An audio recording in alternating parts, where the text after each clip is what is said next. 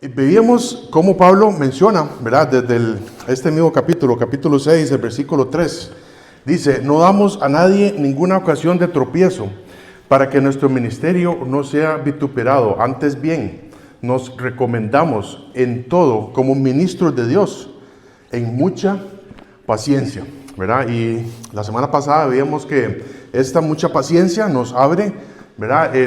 Nos abre tres grandes listas de 9 cosas que Pablo menciona. En primer lugar, él menciona 9, la primera lista son 9 situaciones difíciles, son 9 pruebas que a nadie, a ninguno de nosotros nos gustaría tener. Tribulaciones, cárceles, tumultos, todo esto. Pero también Pablo menciona las otras dos grandes listas, que son, en primer lugar, recursos que Dios nos da para afrontar esas situaciones, como andar en el poder del Espíritu Santo. Y también, como si fuera poco, la última lista de 9 cosas son 9 recompensas que Dios nos da para poder seguir llevando fruto para Él. Pablo decía: mi determinación es: por nada, ni por nadie, ni por mí mismo voy a permitir que mi vida sea tropiezo para alguien más, y que yo no sea tropiezo también para el ministerio. Viendo esta lista de 9 cosas, ¿verdad?, que Pablo mencionaba al principio, ¿verdad?, estas 9 pruebas, esto no quiere decir que los cristianos solamente vamos a tener 9 pruebas en la vida. Dice en Primera de Pedro 1:6, que vamos a tener diversas pruebas, muchas pruebas de todo color y sabor.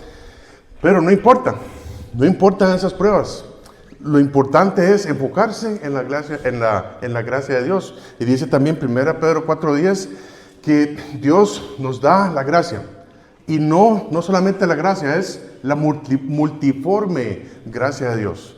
La multiforme gracia de Dios es que existe en abundancia, de muchas maneras Dios nos da su gracia para poder afrontar cualquier prueba. Y siempre en el ministerio, recordemos que todos los cristianos somos ministros competentes de un nuevo pacto. Alguien dice: no, sí, yo soy cristiano, voy a la iglesia, pero yo no soy ministro. Sí, tú eres un ministro. Dios te ha dado un ministerio. Y el ministerio es llevar el mensaje de salvación a todas las personas que no conocen al Señor, y también ayudar a otros cristianos para que sean como Cristo. Ese es el ministerio que Dios nos ha dado. Entonces, por nada pensemos que el ministerio es así, los que están ahí sirviendo, los que están enseñando. No. Todos somos ministros de Cristo. Y Pablo decía: yo tengo un ministerio de Dios, y es algo mucho más grande que mi propia vida, es algo mucho más grande de mis pruebas, y por nada ni nadie en este mundo voy a permitir que yo sea tropiezo a ese ministerio y sea tropiezo a los demás. Y esto que vimos la semana pasada sirve como fundamento para que Pablo les vaya a llamar la atención a estos hermanos en Corinto, para que anden en santidad, para que se aparten de lo inmundo. Esto lo vamos a ver a partir del versículo 14, ¿verdad? Pero dice Dios que Dios no quiere que nos unamos en yugo desigual con los incrédulos, ¿verdad? Es imposible poner en un yugo, ¿verdad? Ustedes saben cómo es un yugo, ¿verdad?, de bueyes. Es imposible poner en un yugo a un buey y a un asno, ¿verdad? A un buey y a una gallina, ¿verdad? Tienen que ser buey y huella, ¿verdad? Entonces, hablando de eso también en matrimonio, también es un cuadro de eso. También el Señor dice ya a partir del capítulo 7, que dice que Dios quiere que nos apartemos de lo inmundo, que no toquemos el pecado. Vamos a llegar más a esto, ¿verdad? Porque yo creo que hay mucho de qué hablar. Hay mucho que hablar acerca de la santidad.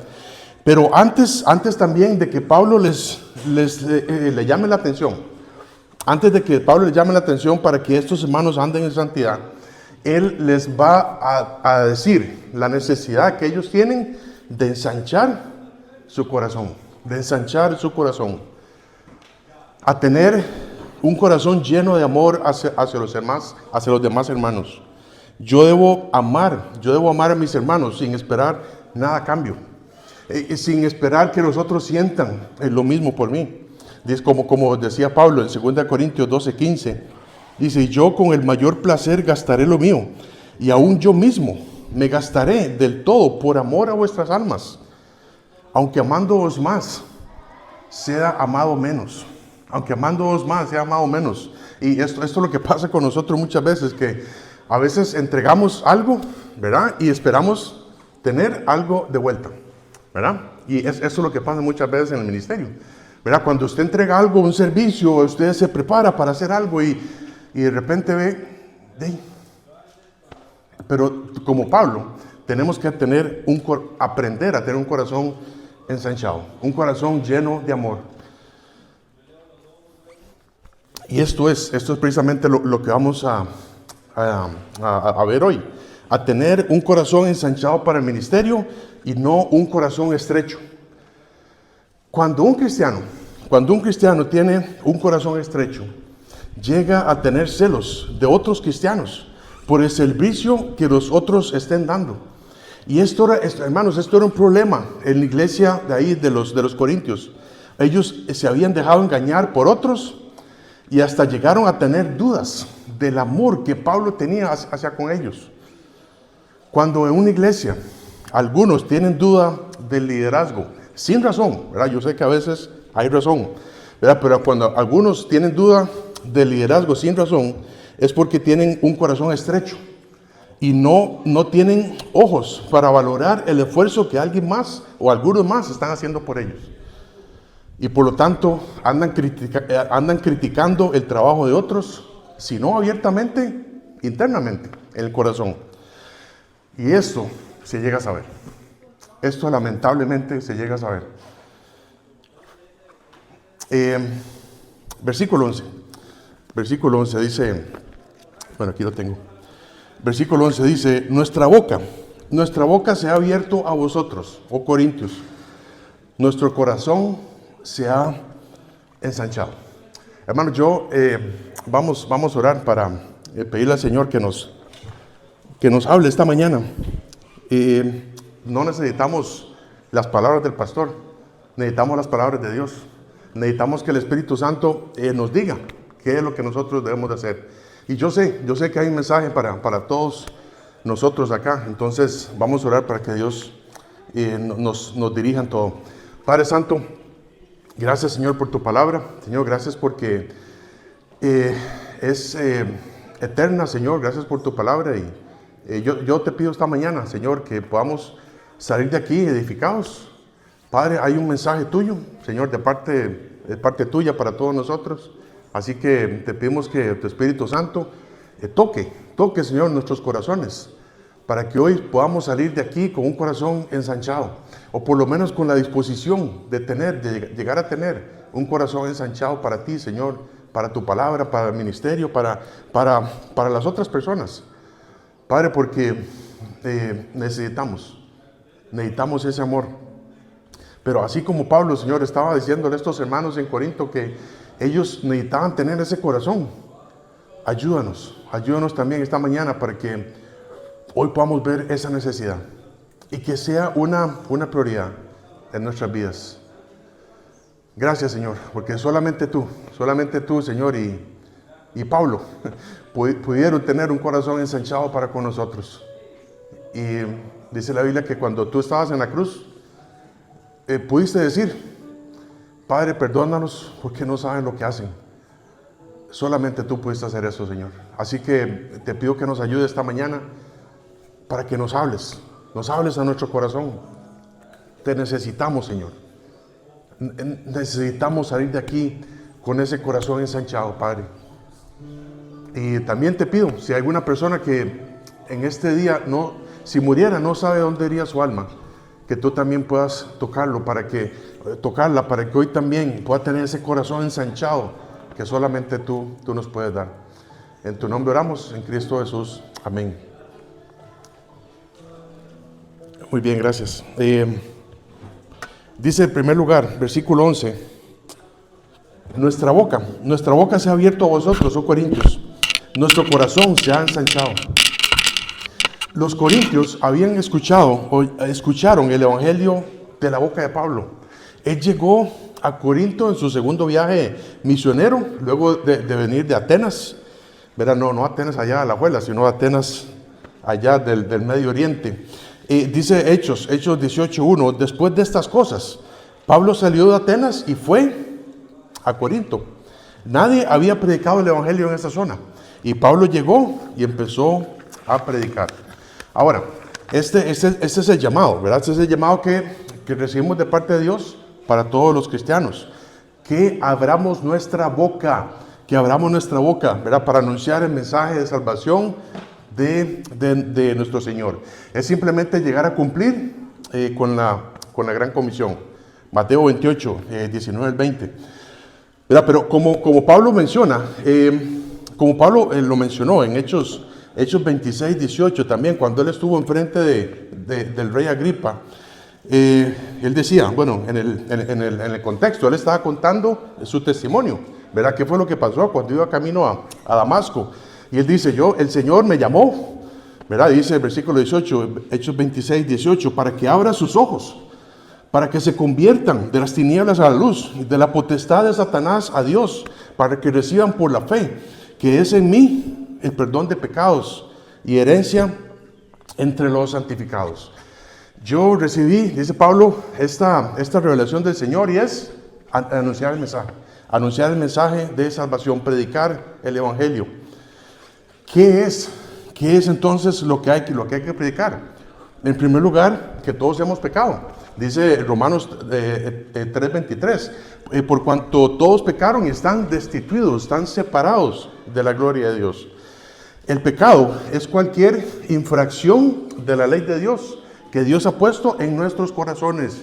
Mentir, robar, tener ojos con lujuria, todo esto, desobedecer a nuestros padres. Y entonces lo justo para Dios es, si alguien peca, alguien tiene que pagar. Y dice la Biblia que el pago es, en Romanos 6:23, porque la paga del pecado ¿es qué? Es muerte, ¿verdad? Es muerte. Entonces nos toca pagar el pecado con nuestra muerte espiritual, separado de Dios, destituido de Dios en el lago de fuego. Pero Dios nos amó tanto que envió a su Hijo Jesucristo a dar su vida, a derramar su sangre sin pecado, y murió y fue sepultado y resucitó al tercer día para que pudiéramos tener el perdón de pecados, la salvación y la vida eterna. Y ahora Dios manda a todos los hombres y a todas las mujeres en todo lugar a que se arrepientan, ¿verdad? A que se arrepientan de sus pecados, y también a poner nuestra fe en el hecho de que Cristo murió por nosotros. Y si usted quiere orar, está bien. Si usted no quiere orar, está bien. Nada más crea que Jesucristo murió por sus pecados. Y ese es el evangelio. Eso es lo que debemos de predicar. Y dice Romanos 10:13, todo aquel que invocar el nombre del Señor será salvo. Es una promesa de Dios. Usted invoca el nombre de Dios con un corazón arrepentido, el Señor, sálveme. El Señor lo va a hacer. Es una promesa de Él. Esto es lo que hay que predicar. Y el evangelio llegó a estos hermanos a la ciudad de Corinto. Y Pablo empezó la iglesia con ellos y estuvo año y medio, 18 meses, enseñándoles las escrituras. Dice Hechos 18:11, y se detuvo allí 1 año y 6 meses enseñándoles la palabra de Dios. Esto es lo que habla la gran comisión. Hay que predicar el evangelio, pero también hay que enseñar a que guarden la palabra de Dios. Dice Mateo 28, 19, 20, por tanto id y haced discípulos a todas las naciones, bautizándolas en el nombre del Padre y del Hijo y del Espíritu Santo, enseñándoles que guarden todas las cosas que os he mandado. Y aquí yo estoy con vosotros todos los días hasta el fin del mundo. Amén. Entonces, Pablo no solamente les predicó el evangelio, ¿verdad? Ustedes saben que a veces, vamos cada 15 días, este sábado que viene nos toca, ¿verdad? ir a hablar con la gente, ¿verdad? Acerca del Evangelio. Pablo no solamente llegó, ¿verdad? Donde ellos para predicar, sino que se quedó con ellos año y medio. Y entonces él establece ahí la iglesia en Corinto, y él tenía un corazón ensanchado para con ellos. La predicación del Evangelio requiere amor. La predicación del Evangelio requiere un corazón ensanchado, no un corazón estrecho. Porque, ¿qué es lo que pasa? Que muchas veces hemos salido, ¿verdad?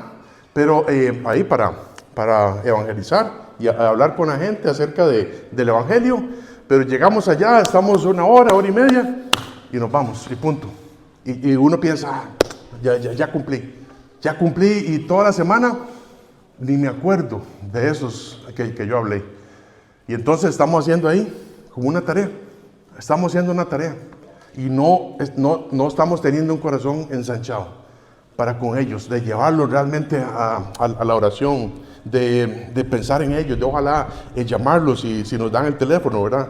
Algunas veces no quieren hacerlo, pero entonces, si no tengo un corazón ensanchado para el Evangelio, para las personas, no voy a tener amor. No voy a tener amor para con ellos, porque ellos necesitan a Cristo como su Señor y Salvador. Cuando yo tengo también un corazón estrecho, voy a venir a reunirme aquí con mis hermanos para cumplir, como ir a misa los domingos, y el resto de la semana yo vivo como me da la gana.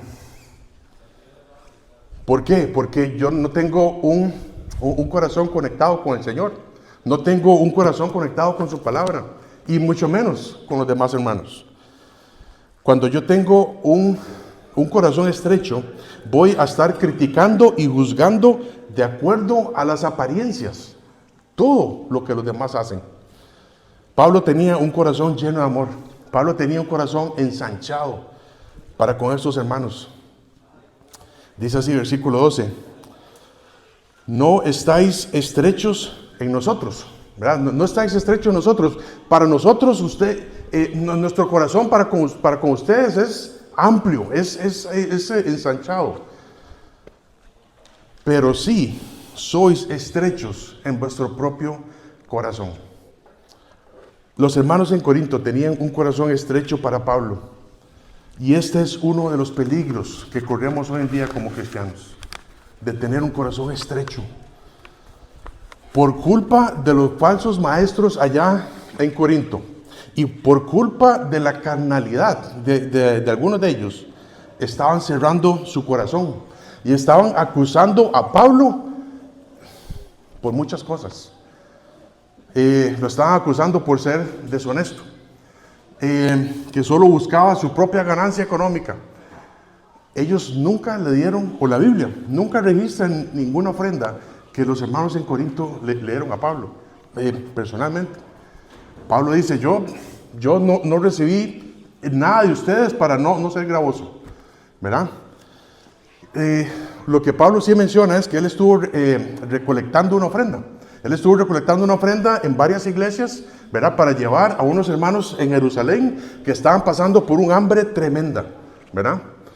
Y entonces él decía, yo mismo voy a ir allá para recoger la ofrenda, para llevarla a donde los hermanos allá en Jerusalén. Y algunos estaban usando eso para decir a Pablo, seguro Pablo quiere dejarse esa ofrenda, quién sabe qué está haciendo. Dice 1 Corintios 9, versículos 2 y 3. Dice, si para otros no soy apóstol, para vosotros ciertamente lo soy, porque el sello de mi apostolado sois vosotros en el Señor. Contra los que me acusan, esta es mi defensa. ¿Verdad? Él era el apóstol, ¿verdad? Ellos, dice el versículo 11, 1 Corintios 9, 11. Si nosotros sembramos entre vosotros lo material, ¿verdad? Lo espiritual, todas las enseñanzas de la palabra de Dios, es gran cosa si segáremos, ¿verdad? Si recogiéramos de vosotros lo material. También estaban acusando a Pablo de ser tosco, de ser grosero. Y dice, aunque él dice también, 2 Corintios 11:6, pues aunque sea tosco en la palabra, ¿verdad? Seguramente Pablo estaba viendo algo, usted eso no se hace, ¿verdad? Aunque sea tosco en la palabra, no lo soy en el conocimiento. En todo y por todo os lo hemos demostrado. También estaban acusando a Pablo de ser engañador y tener mala fama, como dice en 2 Corintios 6:8, que vimos la semana pasada. Dice, por honra y por deshonra, por mala fama y por buena fama, como engañadores, pero veraces. Veraces que siempre decía la verdad. Y esto también decían del Señor, ¿verdad? Que Él era, otros decían, Él es bueno, otros decían, no, Él engaña al pueblo. El problema no es que existieran estas acusaciones, porque de todas maneras, habrá gente, no todos, habrá gente que siempre van a hablar mal de lo que algunos están haciendo para Dios. Siempre, en todas las iglesias. Y si la iglesia es más grande, más se oye eso. El problema, este en realidad no era el problema, porque siempre va a haber gente así. Una iglesia pequeña y grande. El problema es que los hermanos en Corinto, los hijos espirituales de Pablo, se habían prestado para este tipo de cosas. Ese sí era un problema. La estrechez de corazón, ¿verdad? Había una canción, ¿verdad? Se llama así, estrechez de corazón. ¿Quién se la sabe? Esa misma. Entonces, la estrechez de corazón, ¿verdad? Es un peligro en contra de la iglesia. ¿Por qué? Porque Dios quiere que estemos unidos, Dios quiere que estemos en paz. Y si alguno de nosotros tiene estrechez de corazón, no la canción, si alguno de nosotros tiene estrechez de corazón, vamos a estar cerrados, ¿verdad? Y vamos a tener todo este tipo de problemas que hemos visto ahorita. Dice Colosenses 3, versículo 14 y 15. Y sobre todas estas cosas vestidos de amor, que es el vínculo perfecto. El amor, dice, es que es el vínculo perfecto. El amor dice que también cubre multitud de pecados. Y dice el versículo 15, Colosenses 3:15, y la paz de Dios gobierne en vuestros corazones, a la que asimismo fuisteis llamados en un solo cuerpo, y sed agradecidos. Sed agradecidos. Ya estamos en un solo cuerpo. Y Dios quiere la unidad. Dios quiere la unidad en cada uno de nosotros.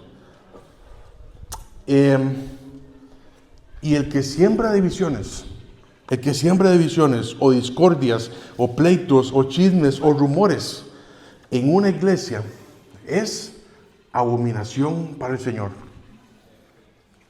Dice Proverbios 6, versículo 16 al 19.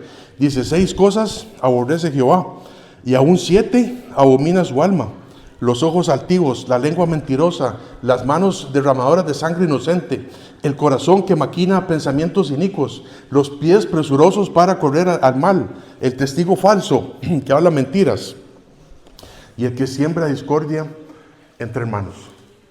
Y si uno como cristiano se presta para eso, sepa que es abominación para Dios. La Biblia nos advierte de todo esto, y nos advierte que eso está mal. Eso está mal. Dice Proverbios 10:12. El odio despierta rencillas, pero el amor cubrirá todas las faltas. Dice también Proverbios 11:13. El que anda en chismes descubre el secreto. Yo por eso es que yo necesito andar en chismes para saber lo que hacen nosotros. No. Es que lo que dice aquí es: el que anda en chismes descubre el secreto. Es decir, usted tiene un rumor y lo tira a todo el mundo. Lo descubre. Más el de espíritu fiel lo guarda todo. A usted le cuentan algo y calladito. Voy a orar por eso. Dice Proverbios 15:2 también: la lengua de los sabios adornará la sabiduría, mas la boca de los necios hablará sandeces. Sandeces no quiere decir sandalias, sandeces quiere decir necedades, ¿verdad? Palabras sin provecho. Eso, hermano Julio, todo bien, bienvenido. Entonces, hermanos, todo esto dice Dios, que esto es abominación, ¿verdad? El que siembra discordia entre hermanos. Y no debemos de tomar esto con ligereza. Esto no es un pecado pequeño. Esto no es un pecado pequeño. El que hace una discordia, el que siembra lo que sea, esto no es un pecado pequeño, es abominación a Dios. Y la Biblia habla mucho de eso. Vamos a ir a un pasaje que usted conoce muy bien, es en Santiago capítulo 3, hablando de la lengua. Santiago capítulo 3.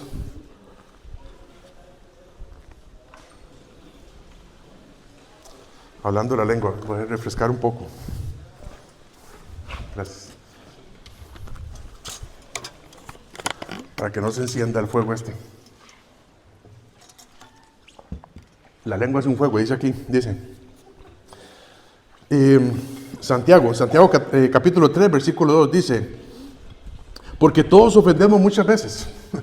Dice, porque todos ofendemos muchas veces. Yo creo que aquí podríamos quedarnos a hacer otro mensaje, pero no. Todos ofendemos muchas veces. Si alguno no ofende en palabra, este es varón perfecto, capaz también de refrenar todo el cuerpo. He aquí, nosotros ponemos freno en la boca de los caballos para que nos obedezcan y dirigimos así todo su cuerpo, ¿verdad? Mirad también las naves no allá en los espacios, no, las naves de los barcos. Mirad las naves, aunque tan grandes y llevadas de impetuosos vientos, son gobernadas con un pequeño timón, por donde el que las gobierna quiere. Así también, la lengua es un miembro pequeño, pero que se jacta de grandes cosas. He aquí, cuán grande bosque enciende un pequeño fuego. La lengua es un fuego, un mundo de maldad. La lengua está puesta entre nuestros miembros y contamina todo el cuerpo. E infama la rueda de la creación. Y ella misma es inflamada por el infierno. Así que ahora hay que irse cortando la lengua. Dice, porque toda naturaleza de bestias, es una broma, ¿verdad? Toda naturaleza de bestias y de aves y de serpientes y de seres del mar se doma y ha sido domada por la naturaleza humana. Pero ningún hombre puede domar la lengua, que es un mal que no puede ser refrenado, llena de veneno mortal. Con ella bendecimos al Dios y Padre, y con ella maldecimos a los hombres, que están hechos a la semejanza de Dios. De una misma boca proceden bendición y maldición. Hermanos míos, esto no debe ser así. ¿Acaso alguna fuente hecha por una misma abertura, agua dulce y amarga? Hermanos míos, ¿puede acaso la higuera producir aceitunas? No, porque produce higos, ¿verdad? Y la vid produce higos, o la vid higos, porque la vid produce uvas. Así también ninguna fuente puede dar agua dulce, agua salada y dulce. Y esa es la lengua. Esa es la lengua. Por eso, por supuesto, hay un mensaje,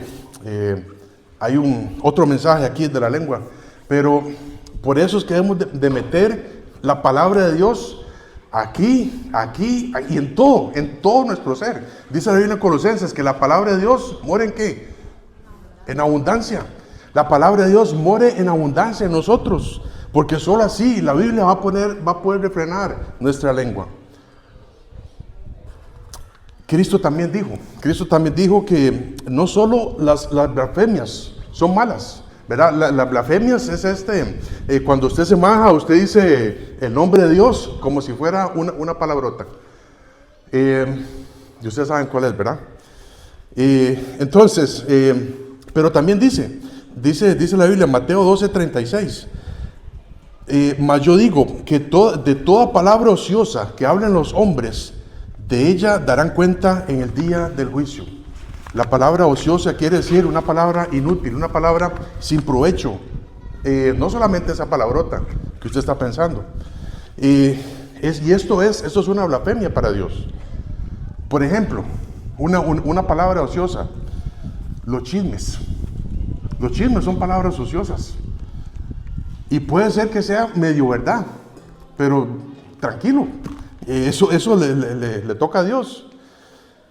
Los chismes pueden llegar a destruir la integridad de las personas y pueden llegar a destruir la integridad de iglesias. Si los corintios seguían prestando oídos a chismes y rumores acerca de la persona que les había llevado el evangelio, estaban estrechando su corazón y los más perjudicados iban a ser ellos mismos. La estrechez de corazón no solo implica que nos vayamos a aislar, porque cuando esto pasa, cuando alguien tiene un corazón estrecho, se va a aislar, se va a apartar y no va a crecer. No vamos a crecer juntos. Pero también implica que cuando alguien tiene estrechez de corazón y esa estrechez de corazón mueve la lengua, puede llegar a destruir la reputación de alguien. Y podemos llegar a destruir el ministerio y todo lo que Dios quiere hacer en la vida de los hermanos. Simplemente por culpa de los sembradores de discordias. Dice Hechos 20, 29 al 30, dice: porque yo sé que después de mi partida entrarán en medio de lobos rapaces, en medio de vosotros lobos rapaces que no perdonarán al rebaño. Y de vosotros mismos se levantarán hombres que hablen cosas perversas para arrastrar así a los discípulos. Aún así, todos estos rumores que Pablo escuchaba de esta iglesia que él había fundado, aún así Pablo teniendo un corazón ensanchado para con ellos. ¿Y cómo pudo tener eso? Yo pregunto, Pablo, ¿cómo es que uno hace para tener un corazón ensanchado? Este miércoles pasado, ¿verdad? Este miércoles pasado aprendimos ahí en la segunda parte de Samuel, en el capítulo 1, lo que David hace. Lo que David hace, ¿verdad? Que él escucha cuando Saúl y su hijo Jonatán mueren, ¿verdad? Bueno, obviamente ahí él mata a la malecita y todo esto, pero a partir del segundo de Samuel 1:17 en adelante, él hace una endecha, ¿verdad? Una endecha es una canción fúnebre, y no dice nada malo de Saúl. No dice nada malo de Saúl, ¿verdad? Él, si usted conoce la historia, ¿verdad? Muy bien, él podría decir, yo hago una canción acerca de Saúl y Señor, gracias porque me libraste de la persona que quería matarme y todo esto. Por lo menos eso yo lo hubiera hecho. Pero no. David dice maravillas de Saúl. Y yo creo que parte de eso es que Dios lo llama el varón de acuerdo al corazón de Dios. Pero Pablo sabía, él tenía un corazón ensanchado para con ellos. ¿Cómo es que esto se hace, Pablo? Pablo nunca olvidó de dónde lo sacó el Señor. Nunca. Aún contándole ahí el testimonio ahí delante del rey Agripa. Yo era un perseguidor de la iglesia. Yo no merecía ser llamado apóstol. Si Dios había podido convertir a un perseguidor de la iglesia y transformarlo en apóstol para que él esparciera el evangelio por todo el mundo, Pablo sabía que Dios también tenía el poder para que estos hermanos llegaran a madurar espiritualmente. 1 Corintios 15:10 dice: pero por la gracia de Dios solo que soy, y su gracia no ha sido en vano para conmigo. Antes he trabajado más que todos ellos, pero no yo, sino la gracia de Dios conmigo. Pablo también pensaba de sí mismo con cordura, pero no con gordura, ¿verdad? Que es el corazón ensanchado, no. Es con cordura.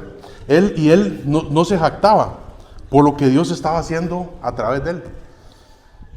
Él siempre tuvo presente: yo soy el más pequeño, yo soy el más insignificante, pero la gracia de Dios ha hecho todo esto que vemos hoy. Dice Efesios 3:8, a mí, que soy el más pequeño de todos los santos, me fue dada esta gracia de anunciar entre los gentiles el evangelio de las inescrutables riquezas de Cristo. Y este también es el ministerio que hemos recibido de parte del Señor. No merecíamos absolutamente nada. Merecíamos estar pagando nuestro pecado en el infierno.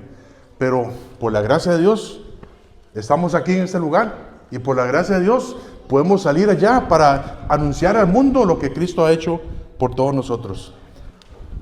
Pero también Pablo sabía que no eran sus propios discípulos.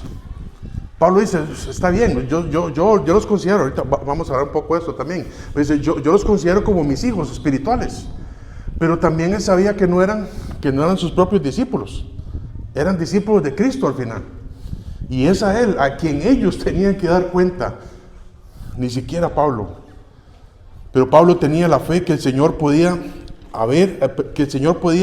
hacer la obra en ellos, tal y como él escribe más adelante, luego en Filipenses 1:6 dice, y estando persuadido de esto, que el que comenzó en vosotros la buena obra, la perfeccionará hasta el día de Jesucristo. Dice, yo estoy persuadido de esto. Si usted es cristiano, usted está aquí y usted dice, sí, yo soy cristiano y apenas estoy saliendo los pañales o apenas tengo pañales. Dios quiere hacer la obra de Él en nosotros.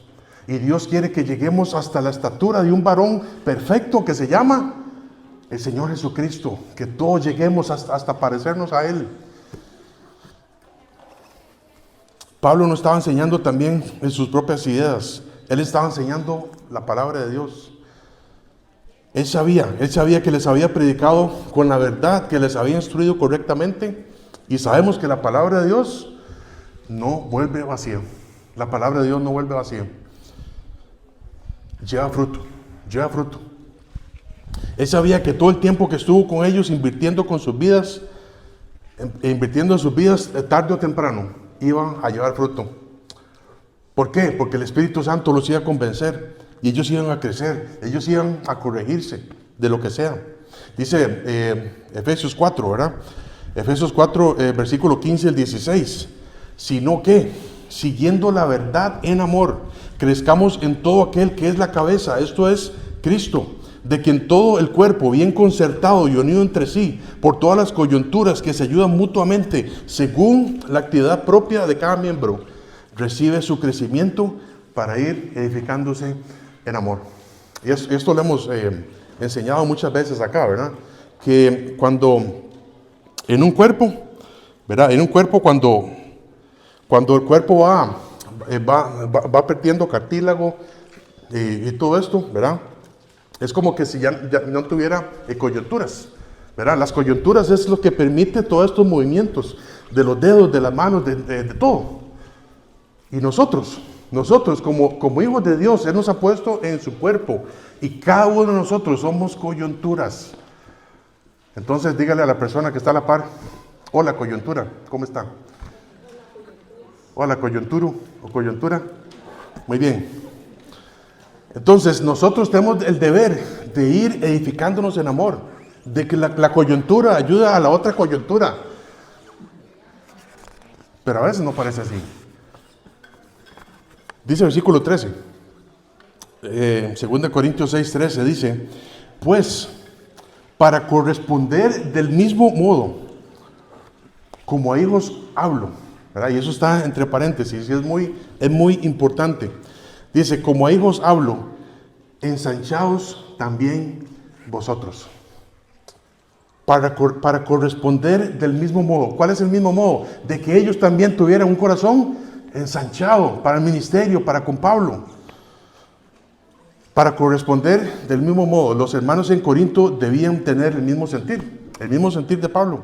Saber de dónde los había sacado el Señor y saber que ellos eran también ministros competentes de este nuevo pacto, ¿verdad? Como aprendimos creo en el capítulo 4, que Dios ha hecho en cada uno de nosotros, nos ha dado un ministerio para seguir. Pero debemos resaltar lo que Pablo dice. Como a hijos hablo. como a hijos hablo. Un pastor muy sabio dice que el ministerio es como tener un hijo. Si usted llega a ser, si Dios te da la oportunidad de seguir sirviendo, ¿verdad? Y dirigir una iglesia, dirigir un grupo de maestros, un grupo de niños, lo que sea, de jóvenes. El ministerio, lo que usted hace, tiene que verlo como tener un hijo. Como tener un hijo. Porque muchas veces así es. Pablo sabía que él era el padre espiritual de ellos. El padre espiritual de los corintios. Y él tenía el derecho de hablarles de ese modo. Yo soy su papá. Escúchenme. Dice Pablo. Dice 1 Corintios 4 del 15, 1 Corintios 4, 14. Dice, no escribo esto para avergonzaros, sino para molestaros, como hijos míos amados. Porque aunque tengáis 10,000 años en Cristo, 10,000 personas que los lleven a Cristo, 10,000 maestros, no tendréis muchos padres. Pues en Cristo Jesús yo os engendré por medio del Evangelio. Pablo era el padre espiritual de ellos. El Evangelio, ellos habían conocido el Evangelio a través de Pablo. A los hijos hay que amonestarlos también. Dice Gálatas 4:19, hijitos míos, por quienes vuelvo a sufrir dolores de parto, hasta que Cristo sea formado en vosotros. ¿Alguien que sea hombre ha tenido dolor de parto? No, ¿verdad?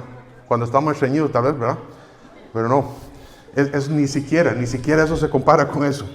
Hermanos, ¿cómo Pablo pudo haber dicho eso?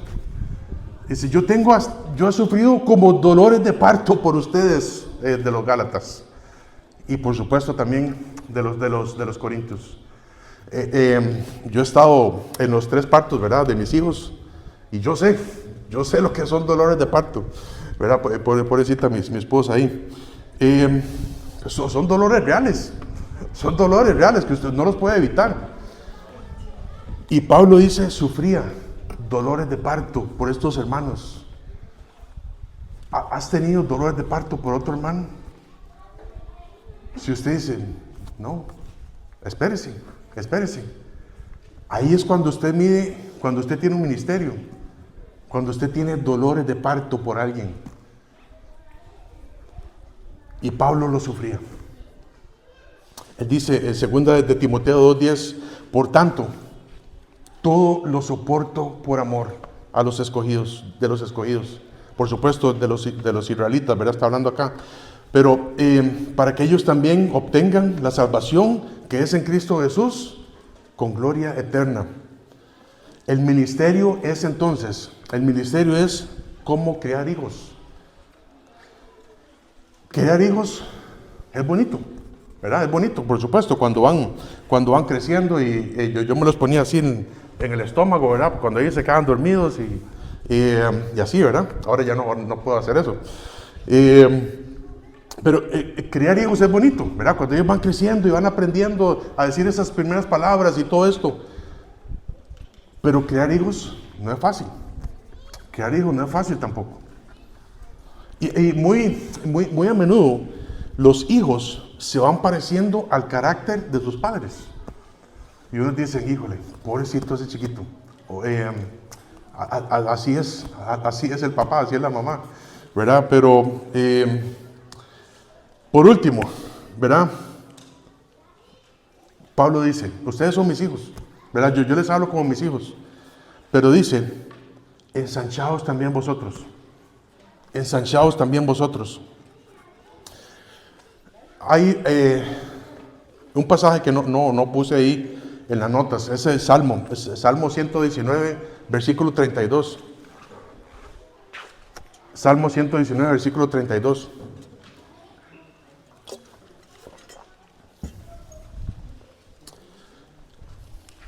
Los hijos también le ayudan a uno a tener paciencia, ¿verdad? A tener paciencia, a tener amor, a tener un montón de cosas.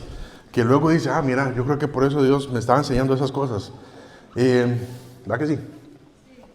Muy bien. Dice Salmo 119, versículo 32. ¿Cómo es que entonces yo puedo hacer para ensanchar mi corazón? ¿Cómo yo puedo ensanchar el corazón para el ministerio? Dice Salmo 119, versículo 32, por el camino de tus mandamientos correré cuando ensanches mi corazón. Por el camino de tus mandamientos correré cuando ensanches mi corazón. Cuando una persona se prepara, ¿verdad? Para correr, ¿verdad? La persona que se prepara para correr no corre de la noche a la mañana, ¿verdad? No corre el mismo día, sino que tiene que ir paso a paso, ¿verdad? Preparando su corazón, precisamente, para tener un corazón fuerte, para tener un corazón ensanchado para hacer ejercicio, ¿verdad? Si usted empieza a correr y nunca ha corrido, es sumamente peligroso, ¿verdad? Le puede dar un paro cardíaco, ¿verdad? Entonces, Dios como nuestro Padre, Él espera que, por supuesto, somos sus hijos, y Él espera que estemos caminando, en primer lugar, que aprendamos a dar esos primeros pasos, ¿verdad? Así como cuando usted tiene un hijo, que usted le enseña a dar sus primeros pasos, primero gatea, luego da sus primeros pasos, pero su hijo no corre de una vez. Dios espera que estemos caminando, que estemos andando en sus caminos, ¿verdad? ¿Cómo es andar en los caminos de Dios? Escuchándole todos los días, obedeciéndole, respondiéndole a Él en oración, evangelizando, discipulando, asistiendo a la iglesia para crecer juntos. Y esto es lo que nosotros llamamos andar en los caminos de Dios, ¿verdad que sí? Muy bien. Pero David dice, por el camino de tus mandamientos correré. ¿Cuándo? Cuando ensanches mi corazón. Cuando ensanches mi corazón. Ahora no es solamente caminar. Ahora no solamente es andar en los caminos de Dios. Ahora es correr. Correr en los caminos de Dios. Y eso es a través de un proceso de entrenamiento. Y así es que yo voy a lograr correr en los caminos de Dios. Así es que como yo voy a lograr tener fuerza, tener ese corazón ensanchado para el ministerio. Por el camino de tus mandamientos correré, cuando ensanches mi corazón. Isaías 40:31, es un pasaje que la mayoría de ustedes se conocen bien. Dice, pero los que esperan a Jehová tendrán nuevas fuerzas, levantarán alas como las águilas, correrán y no se cansarán, caminarán y no se fatigarán. Ay, sí, este pasaje suena muy lindo, hermano. Este pasaje suena muy, muy hermoso. Sí. Pero la verdad es que cuesta. Cuesta. Cuando usted corre, a usted le cuesta. A usted le cuesta. ¿Por qué? Porque usted ha tenido un entrenamiento durísimo a veces para poder correr 5, 10, 20 kilómetros, no sé. Pero es un proceso que cuesta, hermanos. La verdad es que llegar a correr en los caminos de Dios cuesta. Necesitamos estar en este proceso de entrenamiento espiritual. Y esto se hace, dice en primer lugar, Hebreos 12:1.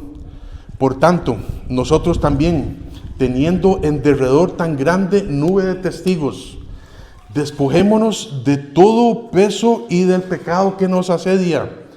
¿Para qué? Dice el versículo, termina diciendo el versículo, y corramos con paciencia la carrera que tenemos por delante. Para llegar a correr espiritualmente, necesitamos aprender los mandamientos de Dios. Necesitamos meternos en la palabra de Dios. Necesitamos que la palabra de Dios more en abundancia en nosotros. Y en segundo lugar, necesitamos despojarnos de todo el peso de pecado. Cuando alguien está aprendiendo, ¿verdad?, a correr, tiene que bajar de peso. Tiene que quitarse el quintal ¿verdad?, que uno tiene encima. Si no, va a ser muy difícil. Va a ser muy difícil correr. No vas a aguantar. Pero tienes que quitarte el pecado. Y ese es el peso. Ese es el peso que nos asedia. pero muchas veces estamos arrastrando pecado, no solo un quintal, estamos arrastrando hasta una vagoneta llena de pecado. Y eso es lo que Pablo les va a decir ahora a los corintios, en este mismo canal, a la misma hora, dentro de hoy en 8. Hermanos, que Dios nos ayude, que Dios nos ayude. Cuando estamos en este proceso, decís, claro Señor, yo quiero que usted me limpie. Cuando estamos en este proceso, es difícil, porque cuando venga de nuevo la tentación de pecar, usted dice, uno más. Y este es el pecado que nos asedia. Ese es el peso que nosotros le seguimos echando ahí a la canasta. Cuando empecemos a quitar el pecado, cuando empecemos a aprender los mandamientos de Dios, Dios nos va a dar un poder sobrenatural que nos va a permitir tener un corazón ensanchado para Él, para el ministerio, para las demás personas. Entonces, permitamos que Dios nos edifique y agrande nuestro corazón. Hermanos, ensanchar el corazón. Ensanchar el corazón significa tener una relación mutua de confianza y ser leales los unos a los otros. Todos los cristianos, incluso Pablo, todos los cristianos necesitamos saber que contamos con la fidelidad y el apoyo de otros cristianos. Si no, la otra persona va a tener un corazón estrecho y alguien más va a tener un corazón ensanchado. ¿Qué preferimos? ¿Qué es lo que Dios te ha tocado esta mañana? ¿Quieres tener un corazón estrecho? Sí, sigue haciendo lo mismo. ¿Quieres tener un corazón ensanchado? Mete la palabra de Dios en tu vida, que more en abundancia, que hasta la misma lengua diga las palabras de Dios, y despojémonos de todo el peso de pecado que tenemos. Vamos a orar.